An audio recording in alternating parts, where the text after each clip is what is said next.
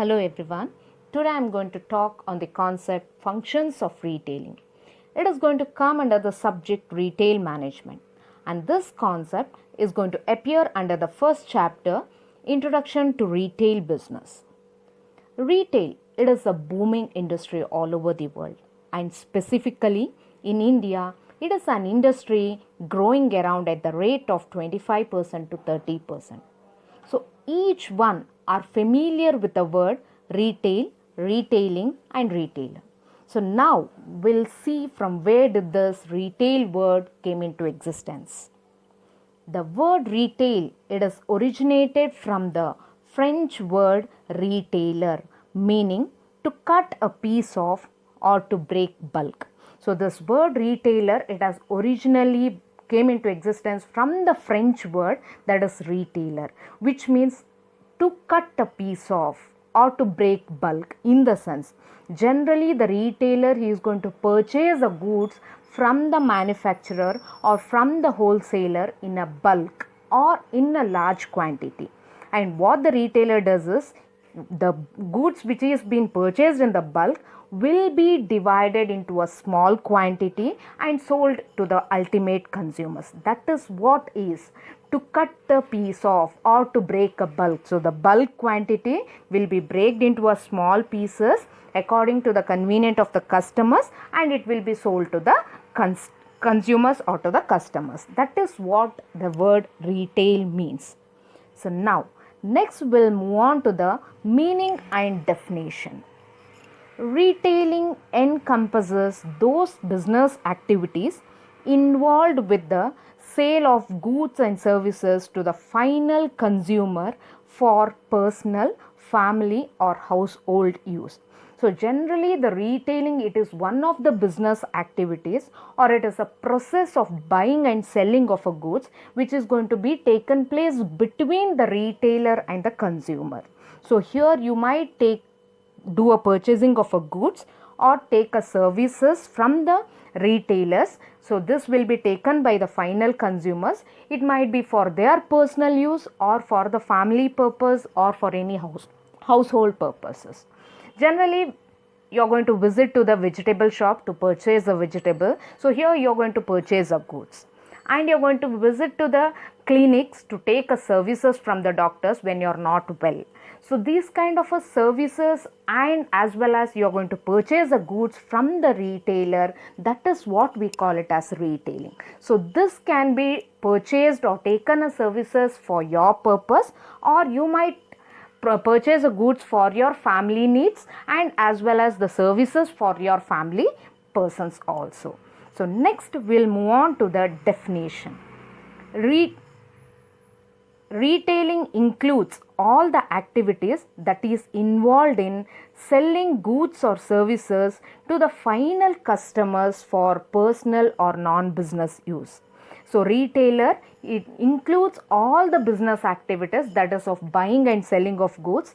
Here you might buy and sell a variety of goods according to the needs, wants or the requirements of the final customers or to the consumers. It once again, it is for their personal use or for the non-business purposes. So next we'll move on to the functions of retailing. So functions, in the sense, here it is going to take a form of an action.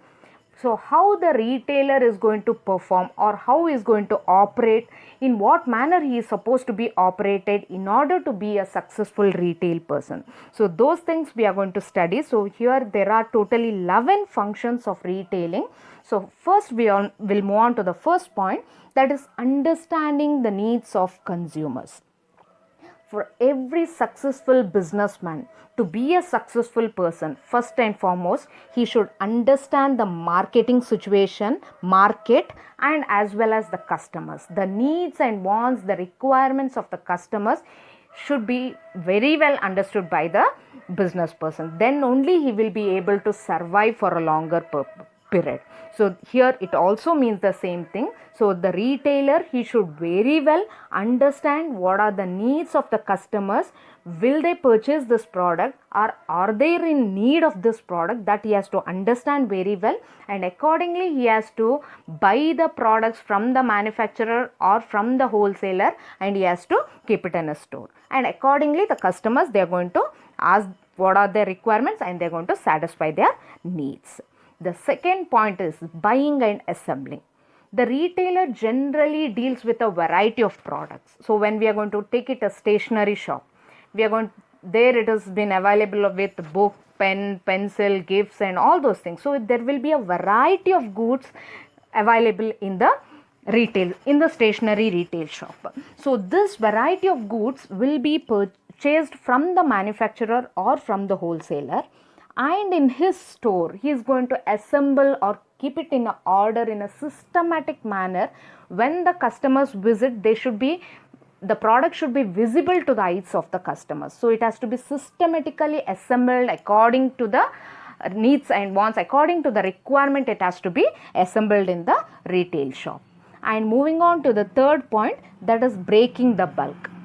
Manufacturers, they are going to normally send the goods in the bulk. Why? Because, and as well as a retailer, he is also going to purchase the goods in the bulk. Why? Because if he is going to carry goods in the van, if it is of a 10 quantity of goods, or else if it is of 100 quantity of a goods, the transportation cost will be the same. So for that reason, what the retailer does is, he is going to generally purchase a product in a bulk, so that the cost will be same either if you purchase a small quantity or a large quantity. So better he is going to prefer of purchasing a goods in a large quantity. Why? Generally because the cost can be reduced. And what the retailer does is, after purchasing the goods in the bulk, he is going to sell it to the customers according to their requirement. He is going to sell it according to the small quantity, in the format of kilos or in the format of grams. According to the requirement of the customers, he is going to sell the goods. That is what is breaking the bulk. So he is going to purchase it in a large quantity and sell it to the customers according to their needs in a small quantity.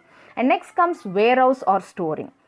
After assembling or after bringing a goods to the retail store, he should be capable enough to store all the goods. So what he is going to do, he is going to have a warehouse or a storing room to store all the goods, because he cannot keep all the bulk goods in the shop itself. So for that reason, what is going to do, he is going to have a warehouse or a store to assemble all the goods where it is going to be required for a certain period of time. So once it gets over, once again he is going to place an order. And next comes selling. The end objective of every retailer is what? Is of selling the goods. So to sell the goods, he can use variety of methods. So what kind of a method? In the sense, he can directly sell the goods to the customers, and as well as a customer, you can place an order through a telephone and the goods can be delivered to your place itself. So these are the facilities where the retailers have been given to the customers to mainly attract the customers and to sell the goods from his shop. And next point comes credit facility. So generally the retailers, they are going to supply the goods for the credit. Why? Because mainly they want to gain the minds and hearts of the customers, and they require the customers. So what they're going to do, they're going to sell the goods for the credit purpose. But it is a risky job. Why? Because you cannot always expect that your customers are going to return back the amount. So in certain cases, it will also become a bad debt where you may not be able to get back that amount, or you may not be able to collect those amounts. So that is the credit facility. And next comes risk bearing. So obviously the retailer is going to bear a different types of a risk in relating to the goods. In the sense, the goods might get deteriorated, goods might get spoiled, goods might get perishable. For example, the milk cannot store for a longer period, it gets perishable. And as well as fruits also. And certain materials, it has to be preserved in a proper manner, or else it is going to deteriorate in its quality, it is going to get spoiled. So these are the risk problems that is going to be faced by the retailers. So when this kind of a risk is going to be paid, it is going to be a loss for the retailer. So he has to, well in advance, he has to take a necessary precautions to maintain all the goods in a systematic manner in his warehouse, in his store, and as well as in his shop. Next comes grading and packing.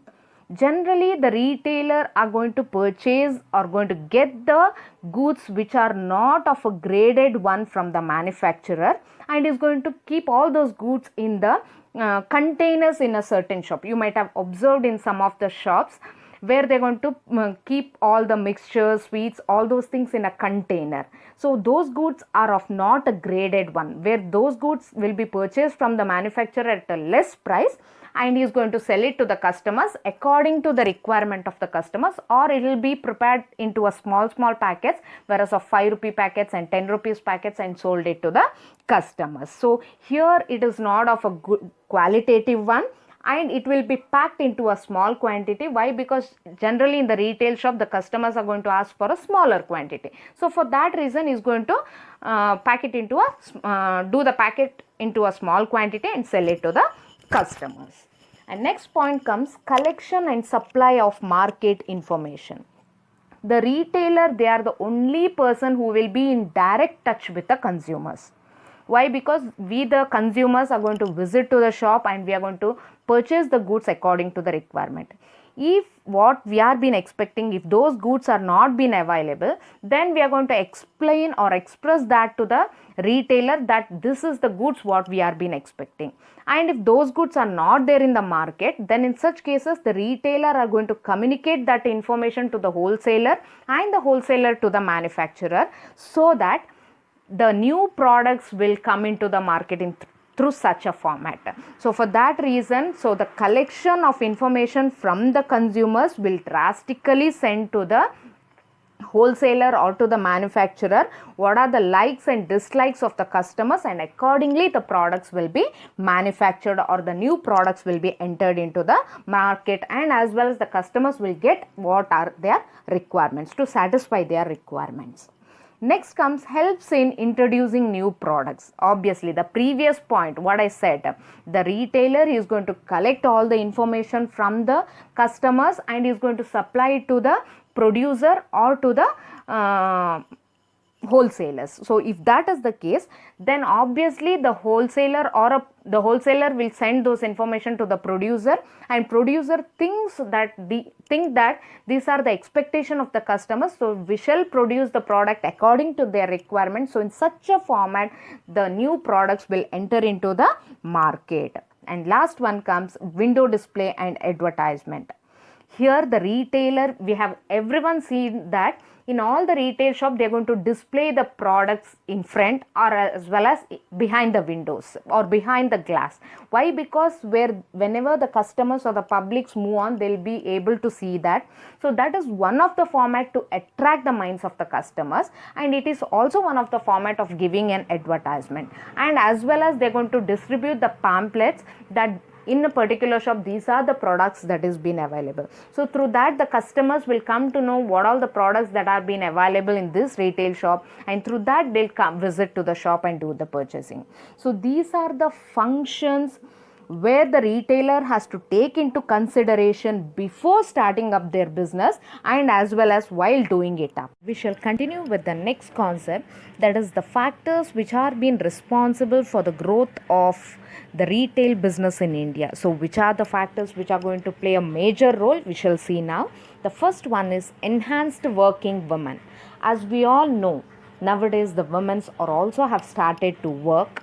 As they are been working, they are also have to make a balance between the home and as well as the workplace. So they always expect all the things, if it should be available in a single roof or in a single place, it would be very convenient, because they will not be having much time to do the purchasing aspects that are been relating to the household work.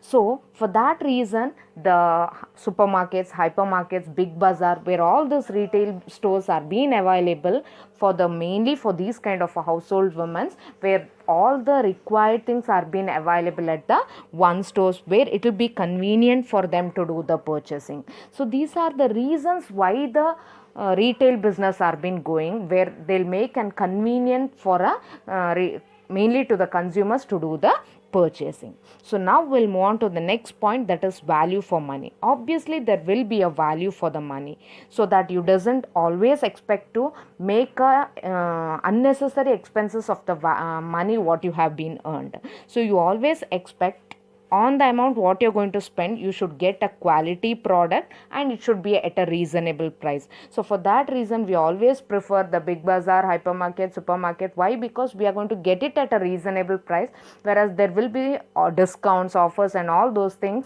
When all those things are been available, obviously we'll get a product at a reasonable price, and the products will also be very good. Why? Because we ourselves are going to purchase the goods there. And we'll move on to the next one, that is rural market. In today's situation, the rural market is also been facing a stiff competition. Why? Because even in the rural areas, the consumers are also becoming more quality conscious.